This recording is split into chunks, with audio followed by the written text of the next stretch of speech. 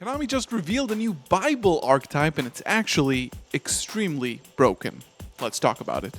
How's it going, YouTube? Welcome back to another video, and today we are looking at the new Regenesis archetype from Alliance Insight. This archetype was announced earlier today in the new core set, Alliance Insight, coming out in the TCG in English in about 3 months or 4 months. I think it's coming out in May. But this is the actual real archetype besides the ancient fairy dragon archetype that has already been revealed. This is hyper competitive. This is crazy stuff. Before we begin, make sure to like the video and subscribe to the channel for more content like this. It really helps if you like this video and share it with a friend. Just saying, if you're enjoying this content. Let's get down to business here with Regenesis. This is a premier archetype revolving around the Jewish Bible, basically. Those are the names, the 5 first books from the Jewish Bible, and I'll go over it and we'll see what these effects are, because these cards are really good. They're honestly really good.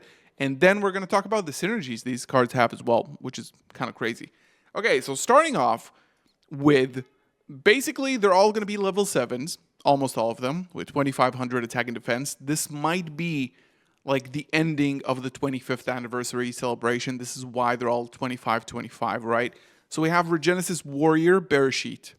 This is the first book. This is Book of Genesis in the Torah, and it's level 7 Fire Warrior. They're all going to be different types and attributes.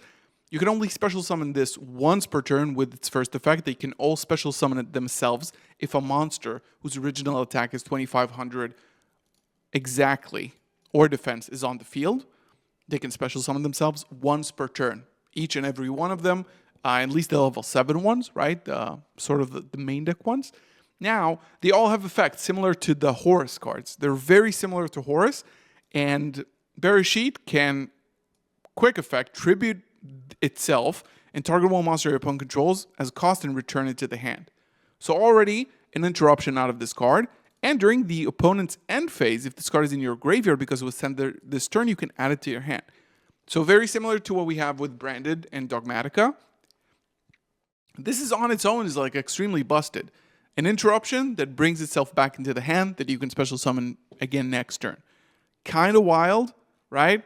Now, this is Regenesis Sage Shemot, and it's a level 7 water spellcaster, similar to Water Enchantress of the Temple. Again, 2500 can summon itself if a 2500 attack or defense is on the field.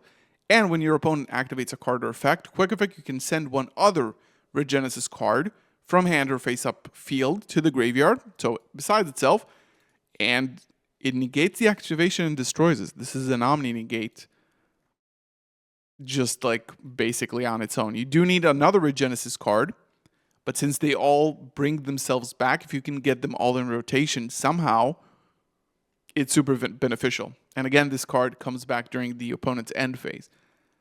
Absolutely insane, right? Crazy. Regenesis Dragon Vikra.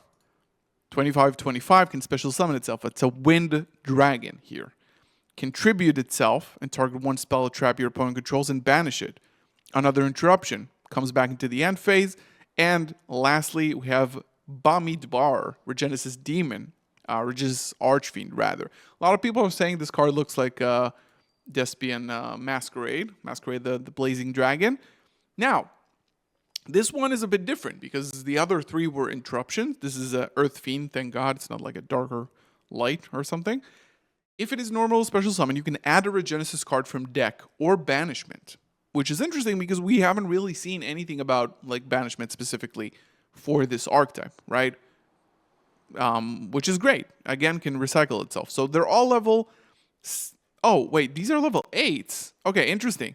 Level 7s, and then level 8s, and then we have the big boy, level 10, Deuteronomium. Deuteronomium, which is the last book in the Jewish Bible. For some reason, it doesn't have a Hebrew name, right? It's a level 10 illusion special summon effect monster. So it's an effect monster, it's a level 10, and it's an illusion, and it's a light. Okay? Already pretty great, 25. Cannot be normal summoned or set. Must be special summoned by banishing one face-up monster you control with 2500 original attack and defense. So both of them, right? This cuts down the list significantly from just 2500 attack or defense, right? Which these guys require, or defense.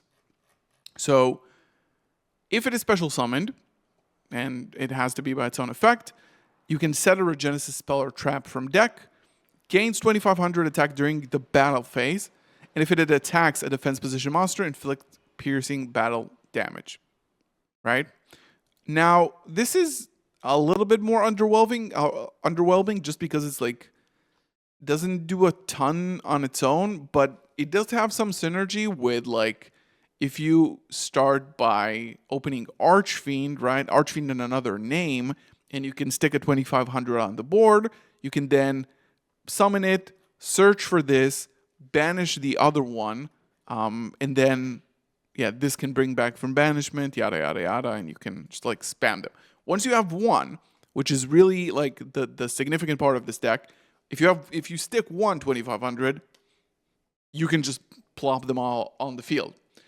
It's kind of a bummer that the Searcher isn't really that good, but we'll see about the Regenesis card, right? This is the normal spell of the archetype. Take one Regenesis monster from deck and either add it to your hand or send it to the graveyard. Or if you control a Regenesis monster, you can add one monster with 2500 attack and defense from your deck to your hand instead. Super powerful. Super, super powerful. If this card is in your graveyard, except the turn it was sent there, you can banish it, then target one Regenesis monster in your graveyard, special summon it. So it does, again, cycle. This one adds a Regenesis card. It's a card, so you can banish it, return it, add it. It's pretty good. So this is wonderful. This is like, yeah, just the Rhoda. Now, we got Torah Regenesis. God, I love this. You cannot special summon from the extra deck until the end of the next turn this card resolves. Also special summon one Regenesis monster from deck, but send it to the graveyard during your opponent's end phase. So it's essentially kind of free, but it's also really strong. Like if you can cycle just them as interruptions. During your main phase, except the turn this card was sent to the graveyard, you can banish this card from your graveyard, then target one of your banished Regenesis monsters, special summon it. So again, this is like within its own cycle. The lock from the extra deck is interesting because otherwise it would have been extremely broken. And then we got Regenesis Birth as a continuous trap. This is a wonderful archetype. I love this, by the way. You can send one Regenesis monster from your deck to your graveyard, then target one face-up monster your opponent controls. Change it to face-down defense position. Great. During your opponent's turn, you can send this face-up card from your spell and trap zone to the graveyard. Special summon as many Regenesis monsters with different names as possible from hand, graveyard, or banishment, but send them to the graveyard. Holy crap. That's pretty good. It's pretty good. Yeah, so basically you can summon back, if you can fill your graveyard and set this up, this is actually one of the best cards. It's saved for last, right? That's kind of crazy. Now, let's talk about like the synergy. First of all, I think this archetype is very, very good. This seems like some sort of like midway point between Kashtira and Horus, right? Different monsters doing different things that can summon themselves, but not like Birth. Not like Kashtira where you need Birth in order to continue. It's more like Horus. Once you establish one thing on the field, you can just continue and spam. So of course, a few things this can synergize with. I'm really like interested to see how this deck will look like. But of course, Branded is one of them, right? You just get main deck tools to supplement your engine. Branded has a ton of 2500 attack or defense cards. Funny thing is, this is like the Universe God Bible thing. The Anotherverse cards are also 2500 attack. Again, 25th anniversary celebration. Bestials and Kashtiras, obviously. I'm going to make a video this Friday about the state of the game and these engines. Yeah, another support for like these types of cards, which is crazy. No, nobody asked for this, right? You got Dogmatica cards, you got Diabellstar, which is 2500, you got Dark Magician and Blue Eyes cards. Ogre Dance, 2500 attack or defense is very common in Yu-Gi-Oh! This looks great in my opinion. Let me know what you guys think. I think the theme is also great, having the Jewish Bible here. Love that.